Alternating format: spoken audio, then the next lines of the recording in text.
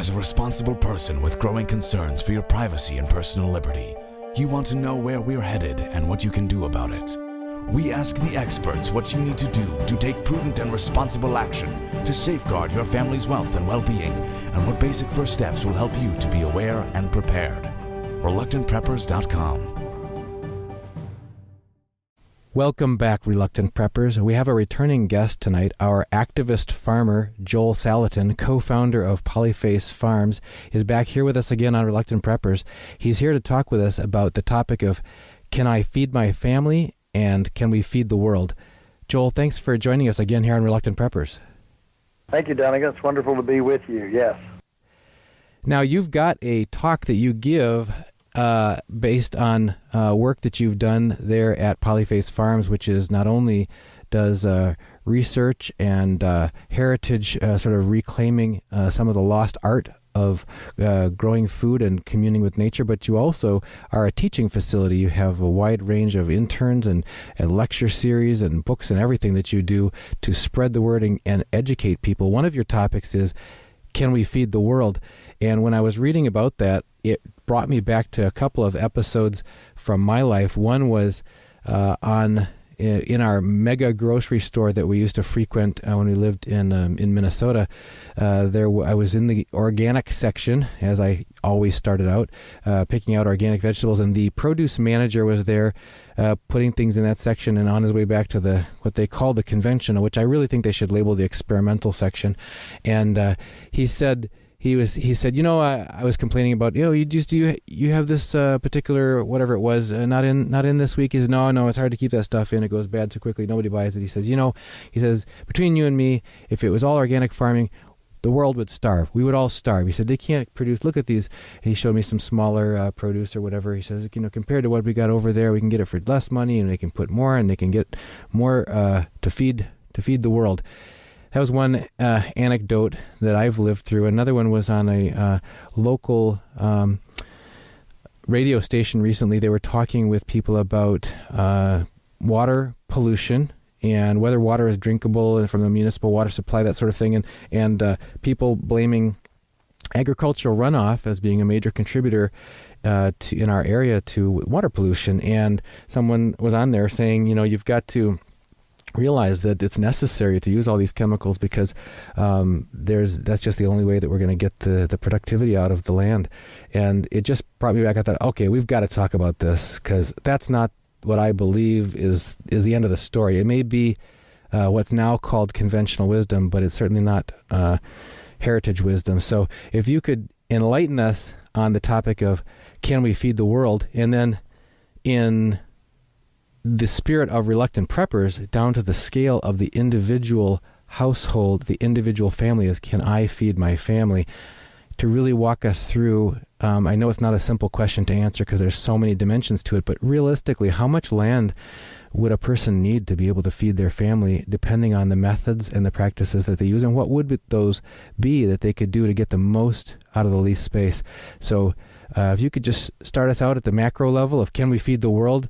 What's up with this idea that's become almost accepted at face value in our culture, that were it not for chemical monoculture and huge chemical agriculture, that we would all be starving? Sure. Okay, well, you have to understand, first of all, that the problem of soil fertility has not come about just since chemical fertilization. Soil fertility has been a problem in virtually every civilization since the beginning of time. And so the soil fertility issue, of course, was coming to a head back at the turn about 1900. Goodness, in the early 1800s, Thomas Jefferson was talking about how fast, fertility was depleted, and after he died in the early 1800s, then in the next 20 years, they discovered this, pelican booby bird manure out off of Peru, and within like 20 or 30 years, using Chinese labor, excavated it and sent it all to the U.S. and to Great Britain. What I'm getting at is the fertility problem was really climaxing as the population began to increase, industrialization began to increase, cities became much bigger, and so there was this huge worldwide seeking about how are we going to feed ourselves. This question is not new, and so there were two threads. One thread was that life is fundamentally mechanical, and of course that was developed by an Austrian chemist named Justus von Liebig, who in 1837 wowed the world with the notion that all life is just a rearrangement of nitrogen, potassium, and phosphorus. And he's basically attributed as the father of chemical fertilization.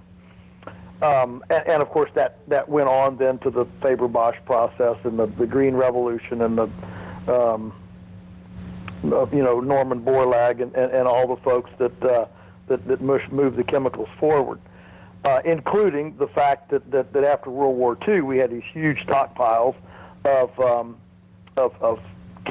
NP and K, nitrogen, potassium, and phosphorus, which of course are the basis of ammunition.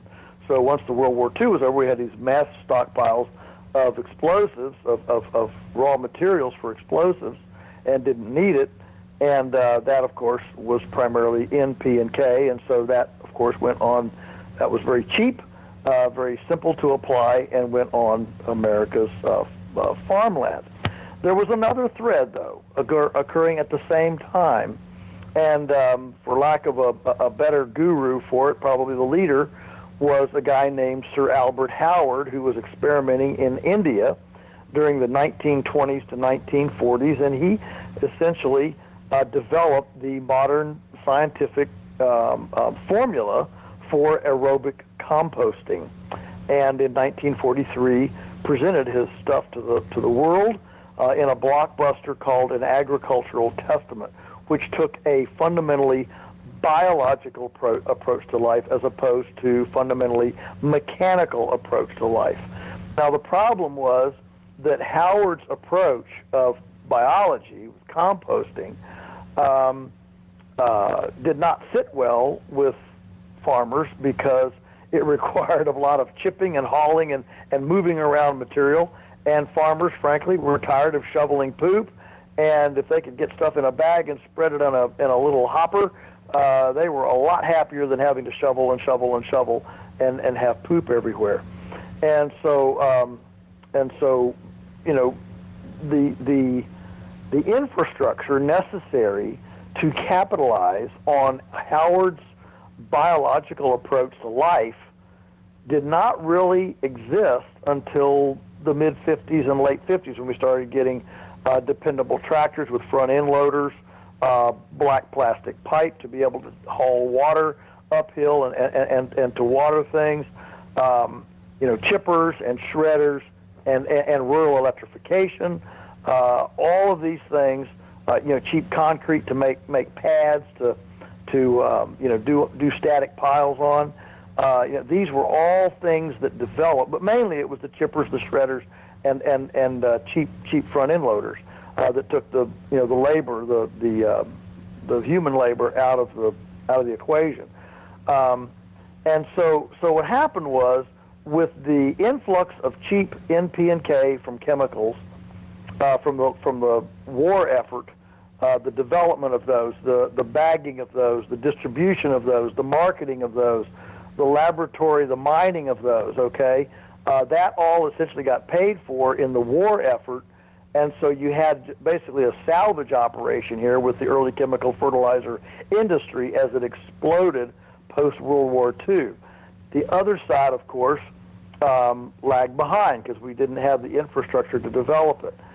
Now, what's interesting is that today, the biological approach from the human, microbiome project to the most sophisticated soil analysis from a biological standpoint, whether it's mineral,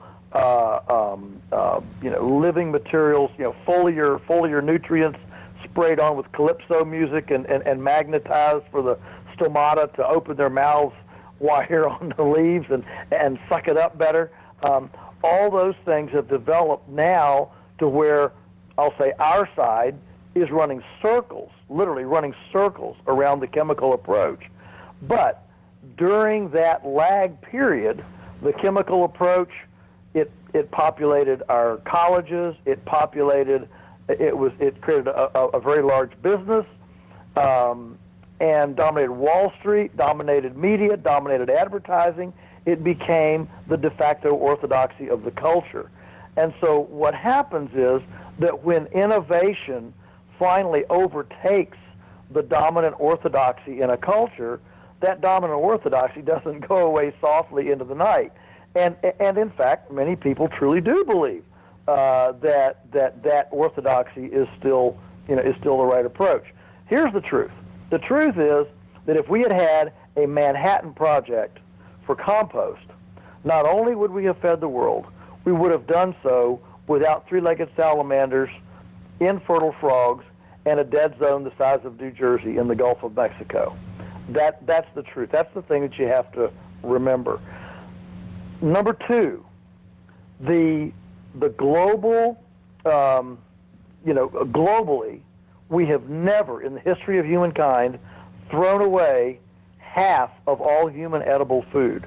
That's what's happening now with our long-distance transportation. Look at the dumpster behind the supermarket. Look at the stuff that gets thrown away, the food that gets thrown away, the baguettes, the breads, whey, spoiled milk, produce that's not the right size or shape or has a blemished apples. I mean, name it. There are the stuff that used to feed people is now literally thrown away. And so the fact is we are now producing enough food to feed almost double the world's population. Right now, there is no food shortage. In fact, we would do well to produce much better food, in smaller quantities. And the final thing I'll just say is that there is a tremendous amount of unutilized land. The U.S. has 36 million acres of lawn, 36 million acres of lawn, and we haven't even gotten to the golf courses yet. It has 36 million acres housing and feeding recreational horses. That's 72 million acres. That's enough to feed the entire country without a single farm or ranch. The point is that integrated food systems are far more productive, and they have less spoilage due to a shorter chain of custody from plant or from field to plate.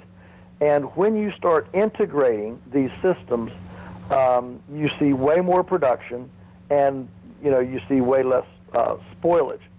So if we actually looked at the production capabilities, even a novice gardener with a diversified backyard garden is far more productive per square yard than the most sophisticated monospeciated industrial farm.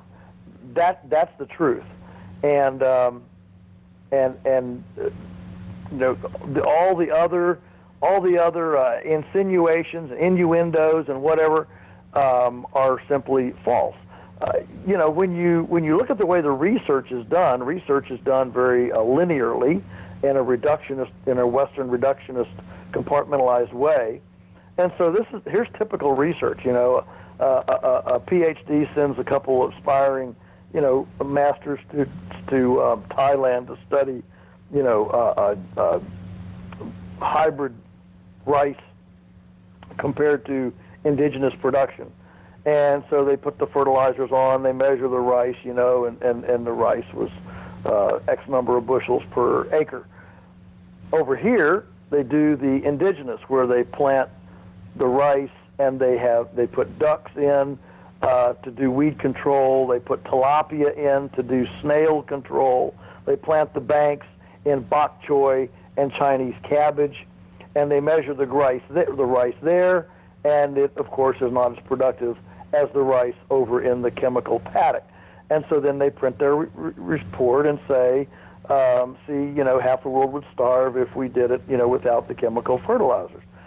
The problem is they're not measuring the Chinese cabbage, bok choy, tilapia, or ducks because they're there to measure rice.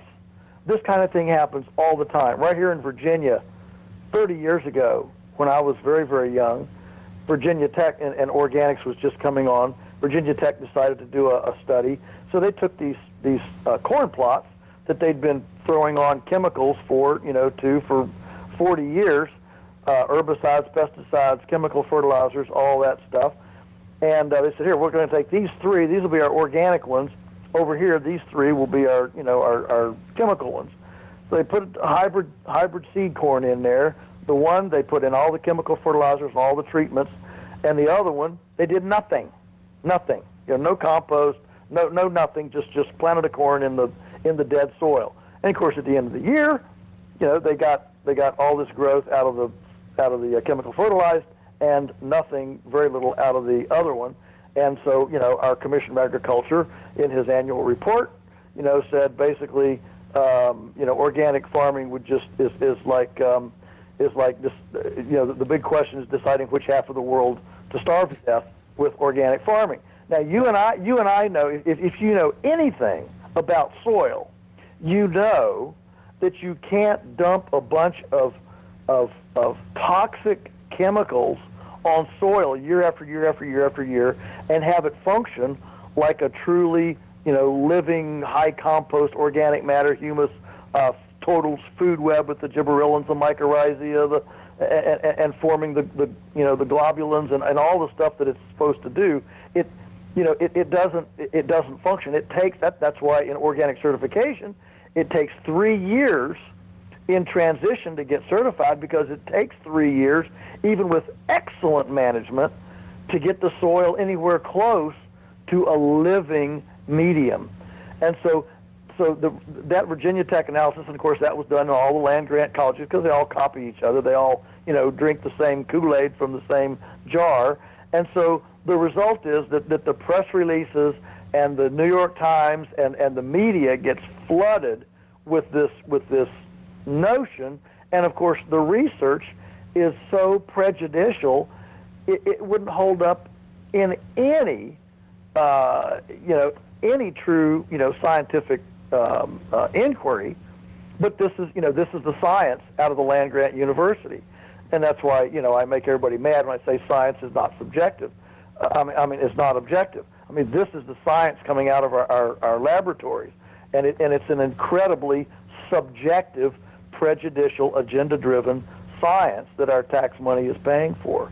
So this continues to jaundice and feed the storyline that that chemicals are necessary. The truth is that when you measure the production today with good state-of-the-art, biologically driven production models, we run circles around the chemicals. That is absolutely the truth, and the data is coming more, every single day. So that's at the macro scale, and it's a message of hope, really, because the number of people, it's. I just sort of sit back and watch as a casual observer. I've trained as an engineer and as a scientist, and to see over the decades of my life a apparently never-ending increase in the incidence of asthma, allergies, food intolerances, food allergies, inflammatory bowel disease, on and on, all the way to breast cancer, childhood diseases, different things and nobody's stopping and just saying, wait a minute.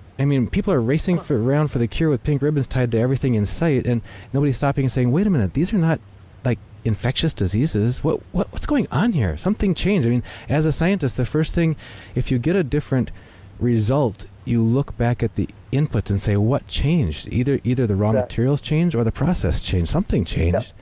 Yeah, exactly. And, when I was a kid, you never heard the phrase food allergy. When you had a potluck at church, nobody asked about gluten-free or or food allergies or intolerance or anything like that. Nobody labeled anything. It didn't even exist. So what's happened is, as we have assaulted the earth with these chemicals, what happens is nature bats last. Nature fights back. You punch me in the nose, I'll punch you in the nose. That's the, you reap what you sow. That's the whole principle of reaping and sowing. And so when we reap violence against the ecology is going to give us back violence against ourselves, and that's exactly what's happening. Back to a practical level, if we could turn our attention now for the rest of the Sure. interview about the individual who wants to prepare and provide for his family's well-being, of primary concern, and we've interviewed just dozens and dozens of experts on here. Interestingly enough, some of them are world-recognized gurus in, for example, the precious metals markets, gold and silver. And when we ask even them, what's the number one priority list that you would make if you wanted to store up something for unforeseen hard times, they do not start with precious metals at the top of the list. Even the people who are the precious metals bugs, they say, you've got to eat, you've got to drink, you've got to breathe. So they talk about food as a number one consideration, and water. Right. And so if we could turn it back to the individual homeowner, and that's another question that is on people's minds, is sure, if I had maybe, 80 acres or 600 acres or something out in the woods, I could have all kinds of animals, I could have all kinds of big gardens, because you drive through the countryside, you see these farms that just go on and on, mile after mile. You think, how much does it actually take to feed a family? So if we could start with that, is how much land is actually necessary? And I'm sure it varies depending on what you're really asking, but just in a ballpark range of figures, how much land is necessary to feed one family? Well, so amazingly small, and there are techniques. Depending on who you talk to, it can be anywhere from 100 square feet to 10 square feet to 200 square feet. But it's incredibly small if you look at a whole approach. And for example, one of the most, probably the single most nutritious thing you can do on the least amount of land is sprouts. Like mung bean sprouts, sunflower sprouts. Seeds sprout. And this can be done. There are all sorts of little kits out there, and I've listened to countless presentations on this. They're just fantastic. They're just amazing what you can do in 48 hours with sprouts in a little kit, 18 inches by 12 inches. Yeah. On your windowsill or sitting on top of the refrigerator. Yeah. When I was in junior high, upper grade school and junior high, my sister really got into this, and she got a sprouting kit, and it was a stackable set of clear polycarbonate trays with slots in them and a ring, and it was about the size of an LP record, and then up and up and up you went, an inch at a time, and you could put in alfalfa or mung beans or any other thing, and it sprouted very quickly with trickle down water methods. Yep. Yeah, and so there is something that can literally feed 30 to 40% of your nutritional needs in living food. This is not microwaved, with the germ taken out of it and all that, and enriched with synthetic vitamin A or D. This is the real deal, and it can be done in an extremely small space. All right, so there is a place to start. Secondly, there are all sorts of really high-tech stackable systems. Like right now outside of our sales building, we have a 55-gallon plastic drum that a guy in North Carolina makes. He sells these that have 50 holes around pockets. He melts the plastic and pooches it out and makes these little pockets. You fill the thing with dirt and you layer dirt and compost in there, and it has a central tube. You pack compost in that, and it has a drain hole in the bottom. You pour water in the compost, it wicks out into the edges, grows the plants in all these pockets. So we have it full of herbs and tomatoes. So you can have all the herbs that you could ever want, and tomatoes out the top. It's just prolific. You can grow cabbages, you can grow all this stuff in this. It's a 55-gallon drum, and you can put it on your porch. It's no more footprint than a chair, okay? And you put your bucket in the bottom where it drains, and when the bucket fills up with water drainage, you just put it back in the compost at the top, and every day or two, you just empty the bucket back in the top, set it down the bottom, and over 24 hours the water drips into that, and the stuff is growing gorgeously. The plants grow up, it's amazing. So a typical thing that people grow in these things, of course, is strawberries.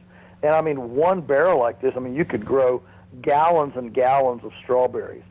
So there are a lot of these stackable PVC pocketed columnar systems now. Now, I am not a big fan of soilless systems, aeroponics, hydroponics.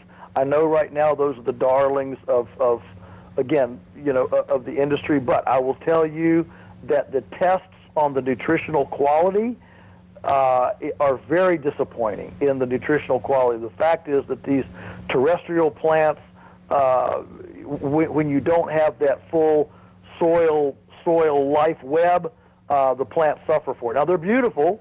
I grant you that they're beautiful, but they're very, very lacking in nutritive capacity as a general rule. I'm not ready to throw out aquaponics in a medium where you use fish. You're using fish manure into a pebble, into some sort of a pebble-type medium, because then it can colonize with fungal and microbial bacteria to more simulate soil.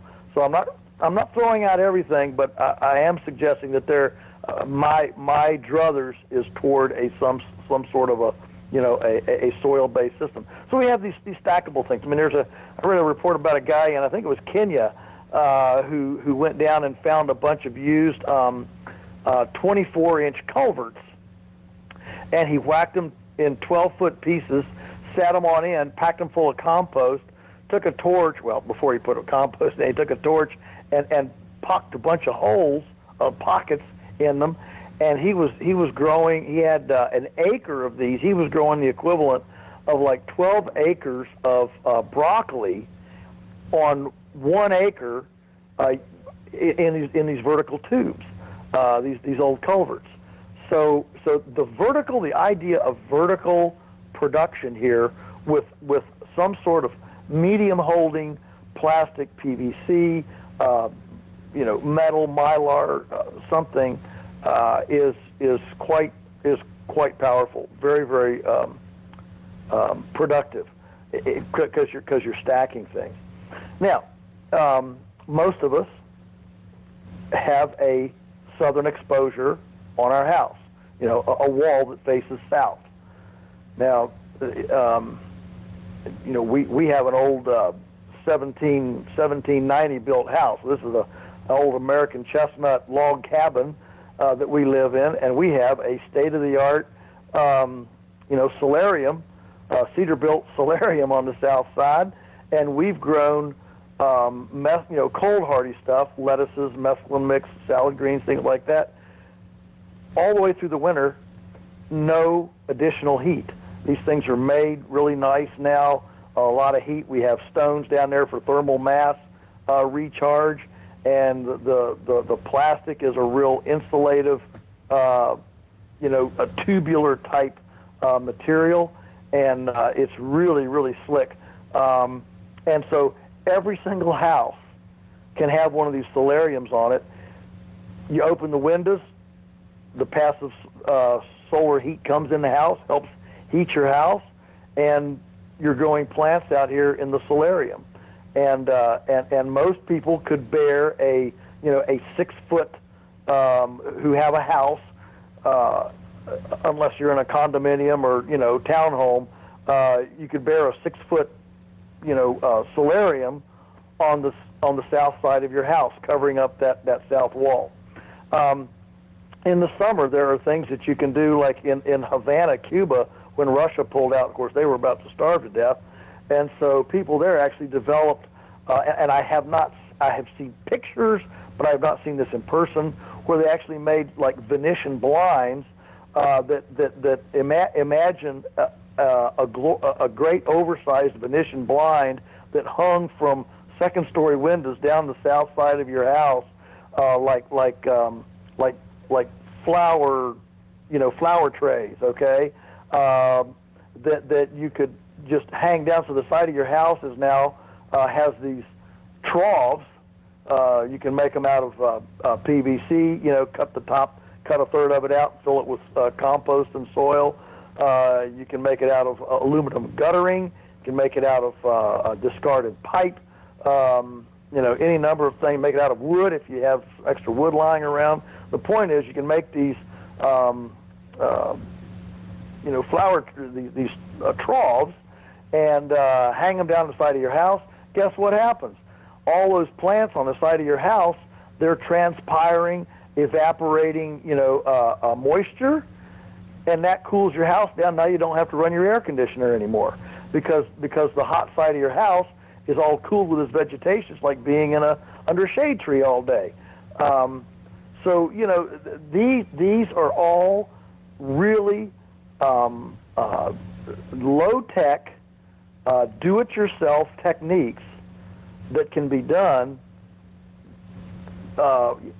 You'll be a weird neighbor. Everybody will look at you, but you'll laugh all the way to the kitchen because you'll be reaching out there, pulling up carrots and cabbage, and you'll have all this wonderful food hanging all over your house. Don't forget the roof.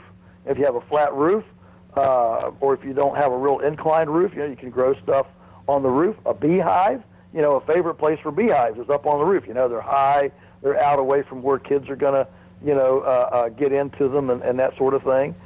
And then I wouldn't be fair to the whole deal if I didn't point out what I call the kitchen chickens. There are few animals that are more easy and productive than a chicken. And the average American family, spends a couple $3,000 a year in litter and food for a pet dog or a pet cat or two or three of them, or a parakeet or a gerbil or a snake, or name your pets, and they don't do anything. Except look at you, but come up to you to rub their ears. But a chicken in the same footprint can, in the same footprint of a good-sized terrarium or aquarium, okay, can eat all your kitchen scraps. Now you don't have to put those down the garbage disposal, or put them out on the curb for the garbage trucks and stink up the neighborhood. You feed those to the chickens. The chickens eat that and lay you a couple of eggs a day. Now you have your own eggs, and you have your kitchen recycled, and their manure, chicken manure, is so fertile and nutritious that you can side dress your plants with it. You can now you're hanging Venetian blind gardens. You can side dress with your kitchen scraps and chicken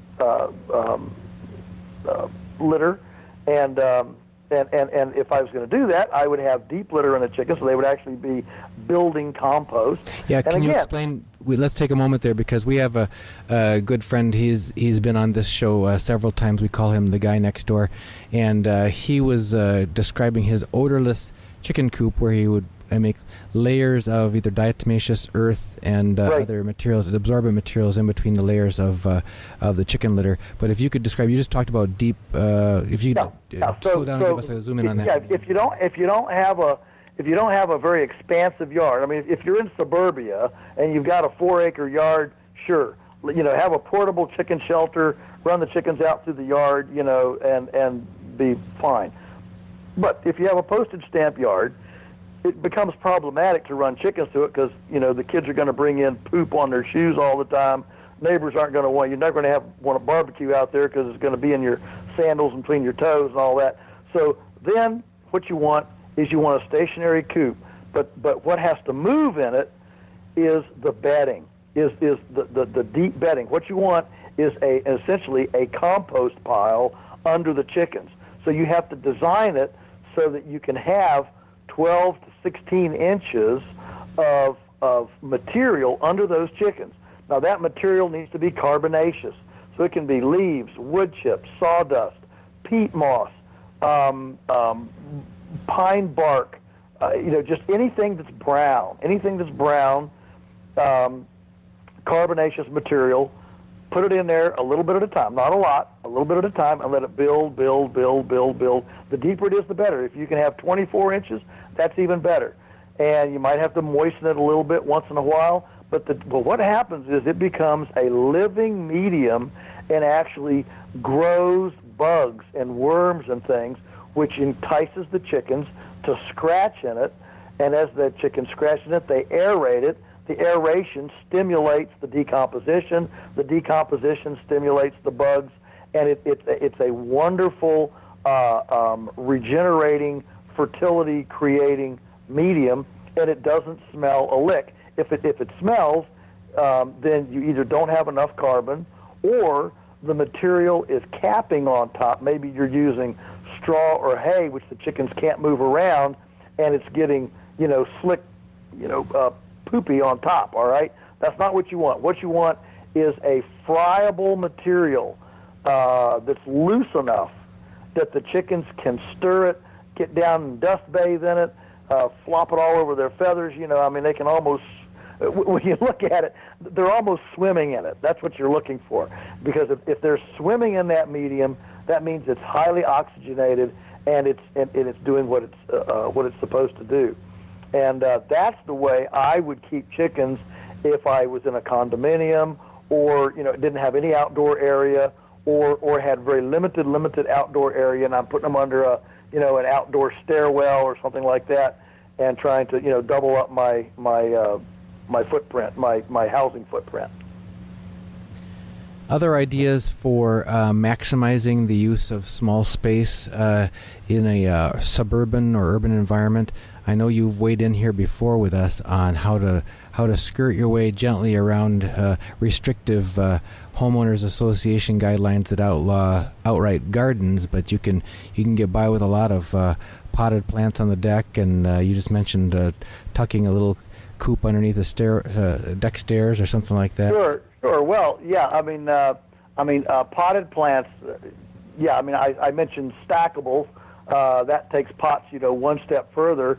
But certainly there are lots of potted things. I was just at a Mother Earth News fair in Wisconsin, and saw a guy where you can order a fabric.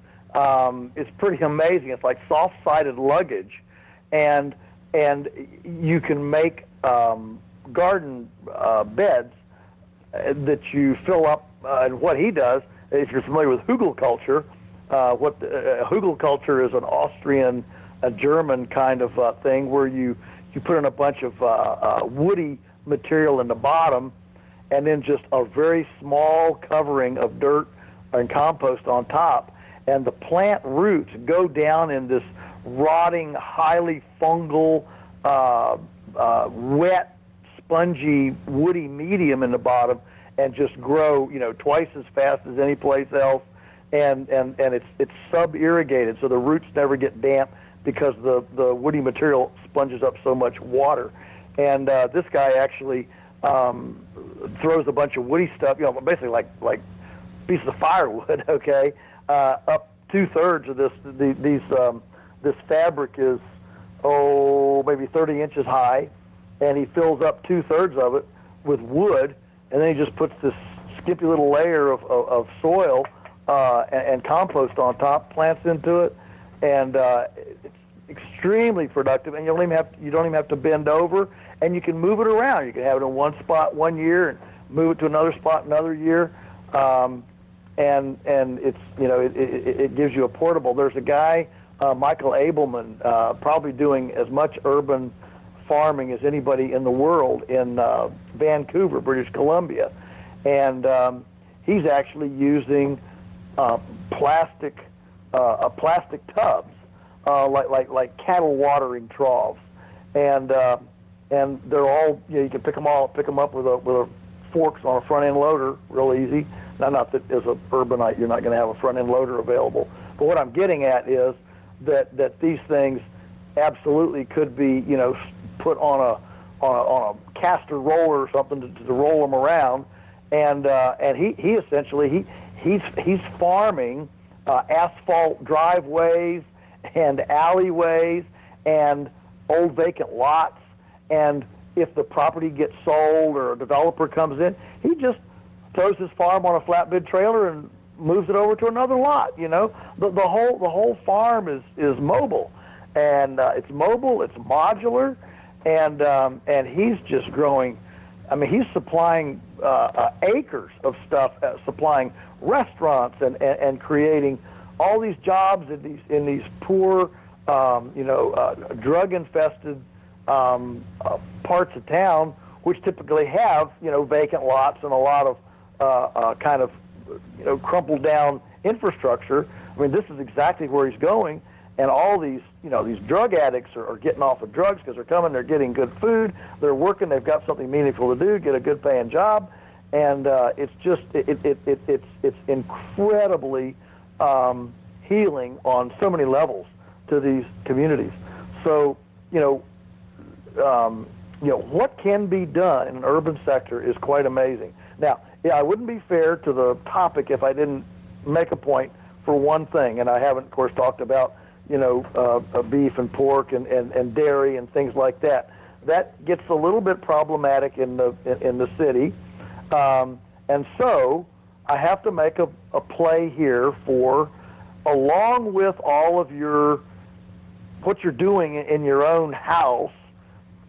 One of the other best things that you can do is to go create relationships with farmers who aren't dependent on all the chemicals and who are indeed building soil and nutritious production that will survive even if Wall Street collapses or whatever.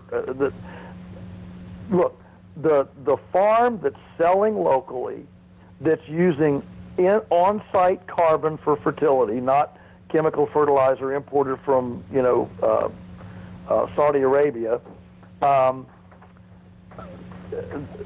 has a local centric theme to its operation and building soil and multi-speciating, that farm is running more on real-time solar energy and real-time innovation than the neighbor that's selling to Cargill or Tyson or Archer Daniels Midland and exporting stuff across the globe. And so one of the best things that you can do is build an alliance and a relationship. We hear "know your farmer, know your food." We've said it so much it has become trite, but maybe the thing to do to change it would be know your farmer, know your future. Because, that's a good one, yeah. I just came up with that. I hadn't even thought of that till just now. But know your farmer, know your future. If you know your farmer and you have a relationship, I mean, I can tell you that the 6,000 families that depend on us for their food, if things went south, they're going to be the ones that eat, because the supermarket shelves are going to be cleaned out in 3 days. You know that, and all it takes is a glitch in the in the distribution system to stop the ships and stop the transportation. And so the more resiliency a farm builds into its models, the more resilient it'll be able to withstand shocks and aberrations in the system. And if you know 2, 3, 4, 5 of these farmers, you are going to be much better situated to beg, borrow, credit, you know, barter food in the future than somebody who has not done any preparation at laying a foundation of relationships. And so so preparing, I guess on this program we could say prepping, prepping those relationships is one of the best things that you can do. So you actually build a tribe, a local tribe, a local community, a fraternity, if you will, that has a lot of resilience to it. Well, that's good food for thought, Joel. You've really covered the gamut of a lot of options, and you've probably whetted the appetite for a lot of people who want to find out more in those areas. You've scratched the surface. You've tilled the soil of interest there, so that people will probably want to dive in and you know, see if some of those seeds that you've planted are going to bear fruit in their lives. So, sure, that's a really wide range of things that we absolutely were not taught. I'm just thinking about home economics class at junior high. You know, It's like, oh my gosh. It's like with just a little turn of orientation, this could be so much more of this wisdom could be shared. And you're here doing it with us on Reluctant Preppers. We're eternally grateful that you always come back and with your wit and wisdom just open our eyes to things that people are need to be aware of. And it doesn't have to break the bank. It can be done on a low budget. It doesn't have to take huge tracts of land. It can be done in a small space. It just takes a little bit of open-mindedness and willingness to learn and network and learn from some people who can tell you. There was a inspirational speaker who a large corporation that I used to work for sent us to these training classes to talk about innovation and how to learn to be able to achieve 5, 10, 100 times more than you normally could by getting past your blind spots. And he says when he wants to start something big, he surrounds himself with people who believe things can happen. He says, why would I want to have a bunch of consultants come in who can tell me why things can't be done? I can think of those answers myself. Yeah, that's exactly right. So you're here time and again telling us what can be done and what is possible. We're delighted for that. If people want to really dig in more and find out more of the education and resources that you provide, and there are many of them, where can they find you, Joel? Well, the easiest way is our website, Polyface Farms. That's Polyface, polyfacefarms.com. And we have all sorts of things on there, including my speaking schedule. If you want to catch me somewhere where I'm speaking, that's on there as well. And love to meet any reluctant preppers. Always my kind of people. And now you got some specific events. Once a month or something, you've got some kind of like a something Saturday. I can't remember what it was called. Yeah, it's called Free Range Saturday. Yeah. And what we're trying to do there is kind of recreate the medieval craft, town craft block exchange. Mm-hmm. And so we've had, 20-some local artisans that do everything from fiber craft to art, to food, to cheese, to fermentation, preservation, woodworking. I mean, a guy makes wooden coffins, so you can buy your coffin, and have it stored in your house. Talk about the ultimate prepper. There's the ultimate prepper.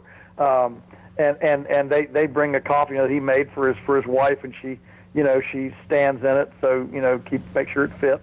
And it's a great gimmick, but anyway, it's been very interesting to see the breadth, the actual breadth and scope of.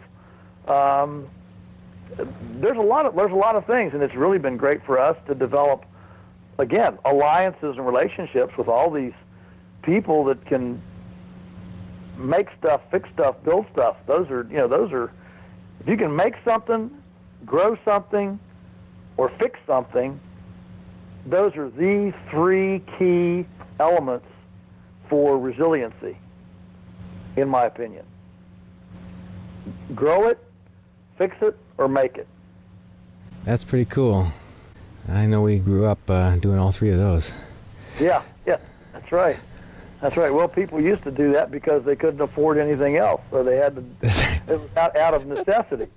And now we've segregated and bifurcated our lives so much that we know more and more about less and less. Well, it's a multi-pronged battle that we're losing, because at the same time that the skills are being lost through lack of being handed down and learning at the shoulder of a father or a mother, you also have products and methods that are where you're being designed right out of it.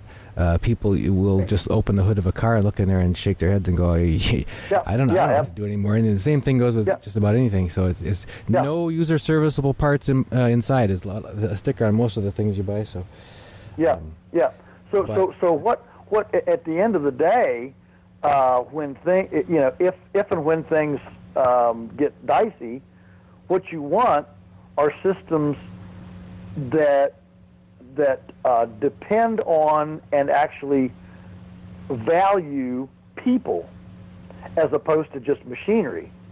Now, what's interesting is that our entire tax system in the country favors machinery over people, because you can expense machinery, you can depreciate machinery, you can, it actually rewards you for mistreating machinery for replacement.